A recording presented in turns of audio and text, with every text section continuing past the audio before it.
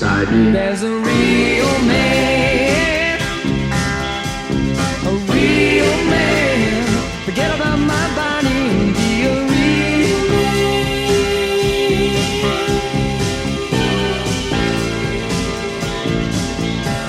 I see with my heart, hear with my heart, feel with my heart. Sometimes it works better.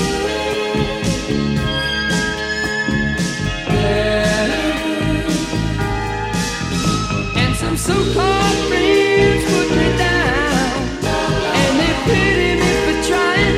Bad emotions push me around, but the vision shines on it all. It will shine when we all are gone. And I'd like to have a little sparkle while I'm here. Way down inside me. There's a real man, a real man. Forget about bad feelings and be a real man.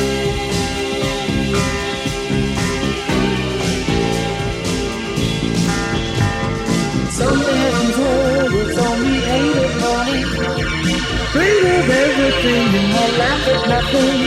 And they all live to criticize.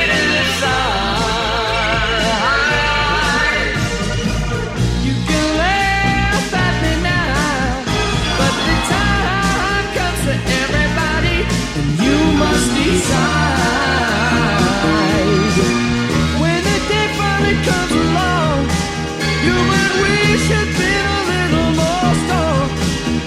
Then you wake up in the morning crying, oh my God. There it is down inside me. It's a real man,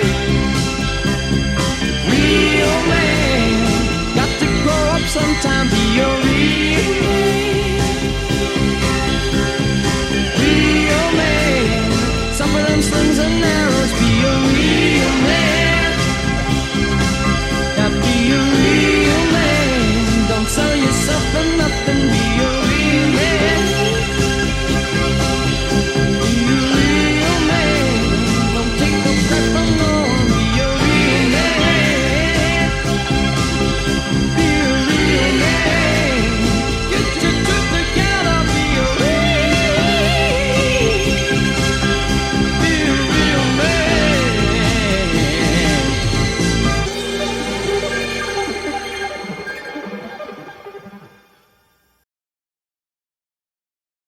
La grille est faite depuis vendredi et la séance de ce matin qui s'est disputée sous la pluie n'y a rien changé. Par contre, cela a permis de si vous voulez, de prendre une physionomie des possibilités de chacun en fonction d'une piste complètement différente de celle qu'ils avaient lors de la séance d'essai, une piste extrêmement mouillée et des conditions fort difficiles. Eh bien, nous avons vu la hiérarchie qui s'est établie ce matin en fonction de ces conditions de piste. Peterson a été le plus rapide, ensuite 250,9.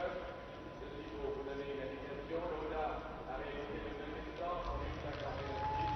Alors que dans un test hélicistique, le prince souverain et la princesse vont ouvrir 84. Si, dans la mesure où les conditions atmosphériques ne seraient pas favorables et ralentissent la marche des concurrents, et bien la course serait parcourue pour 78 tours. Olivier Peterson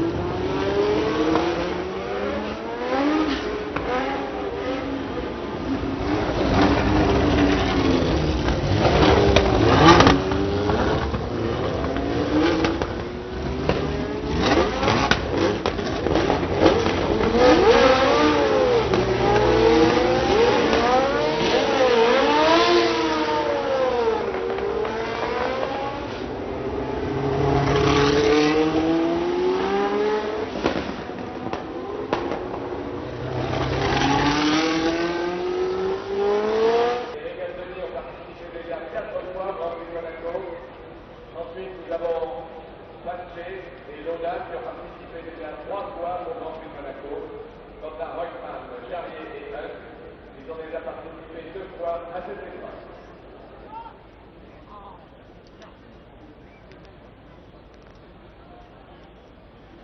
A noter que ce sera le premier Grand Prix de Monaco pour l'Allemand Victor Martin, qui participe à l'année dernière aux essais et qui a pu qualifier. Les moteurs sont lancés maintenant. And this job is moving up to the final grip.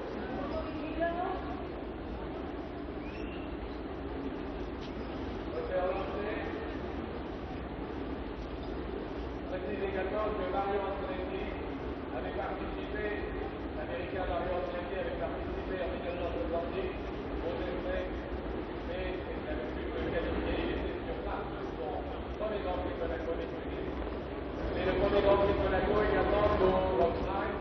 Prix qui a pris l'extérieur sur la première ligne. Prix qui l'année dernière nous a combiné de la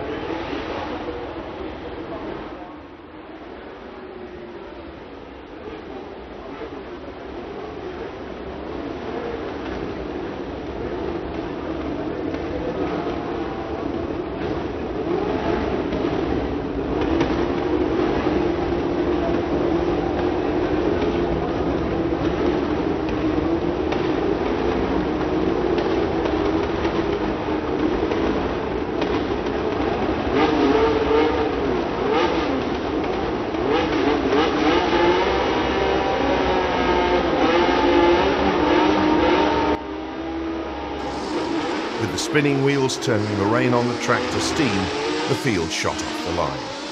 With the problems in Spain in mind, the grid had been staggered with wide gaps between the cars, but things still got close as the field went into Saint-Devote.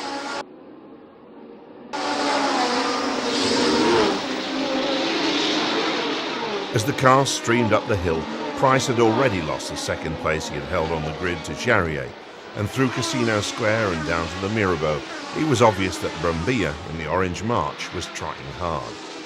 The fast corners through Casino Square were relatively trouble-free. The difficulty lay at the next hairpin, where more than 450 horsepower was being put down on a wet surface where traffic had slowed almost to a standstill. Brambilla and Price touched, causing damage that would eventually lead to them both retiring. Others had problems too, but not Lauda and Jarier.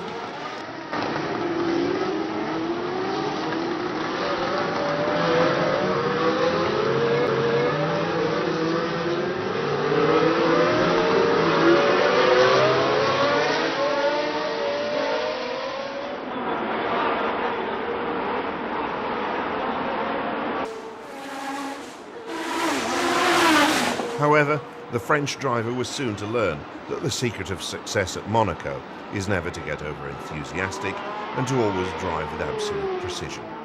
As Jean-Pierre chased Lauda into the Tabac turn, he was to fail on both counts. After 2/3 of a lap, his race was over.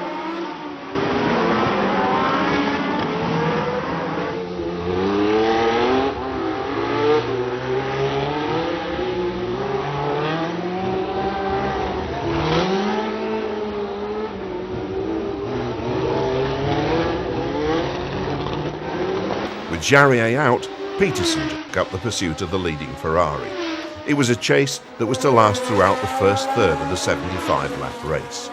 The John Player Special was at its best here, on a circuit where speeds were limited and Peterson's driving skills weren't outweighed by the car's shortcomings.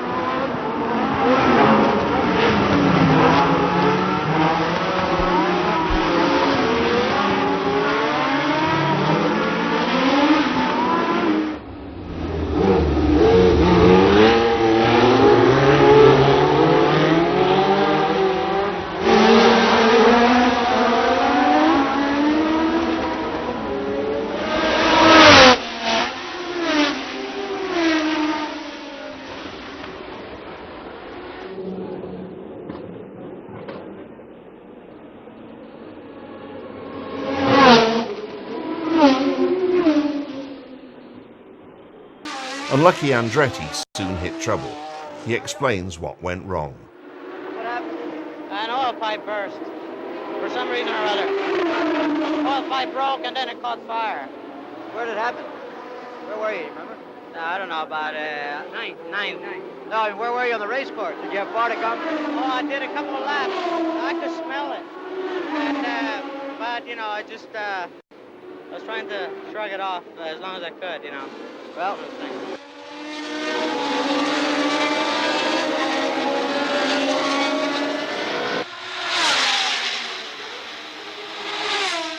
Lauda had now covered some 24 laps in the lead, and the track surface was dry enough to make the use of slick tyres not only possible, but also desirable. Up and down pit lane, the managers began to call their drivers in. James Hunt was the first to change, bringing the Hesketh in after only 17 laps.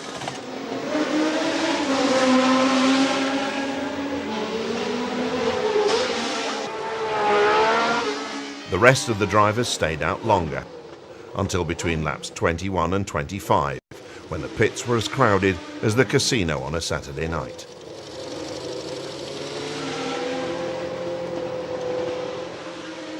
Most of the cars lost laps. Efficient work on the part of the Ferrari team meant Lauda retained the lead.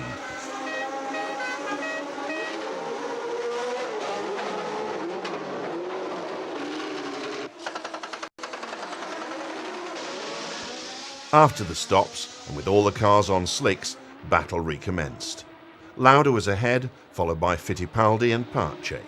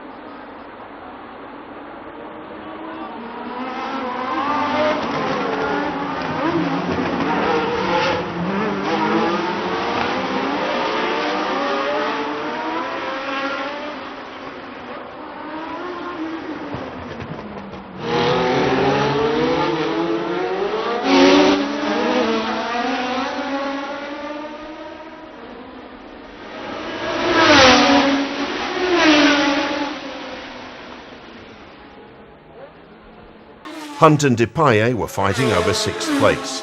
Fighting a little too hard, in fact.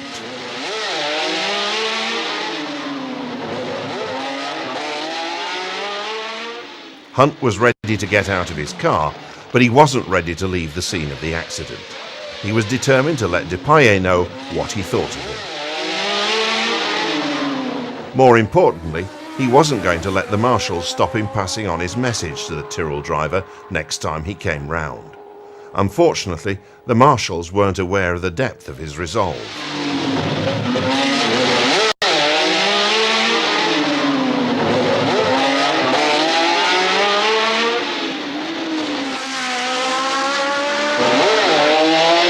Having made his feelings clear, the British driver started the long walk back to the pits. Meanwhile, Lauda continued his majestic progress to the finish, where the checkered flag and a rapturous greeting from his team were awaiting him. He took the flag a little under 3 seconds ahead of Emerson Fittipaldi and left the champagne duties to the man from Magneti Marelli, who was not exactly an expert in either spraying it or drinking it. Fortunately, Niki handled the interview with Jackie Stewart himself. A wonderful victory. Congratulations. You must be very, very happy. I'm really pleased because I can tell you it wasn't easy. Hard work. Hard work, especially in the beginning in the rain. Ronnie was pushing hard, I didn't expect. And after drying out, the car was all right. Well, you seem very calm. Everything went well. A wonderful pit stop. That must have frightened you, the thought of coming into the pits when you were leading. Yes, it's right, but I'm really happy about our mechanics because they are very well trained. As you know, they did a lot of sport car racing, so they did a very good job.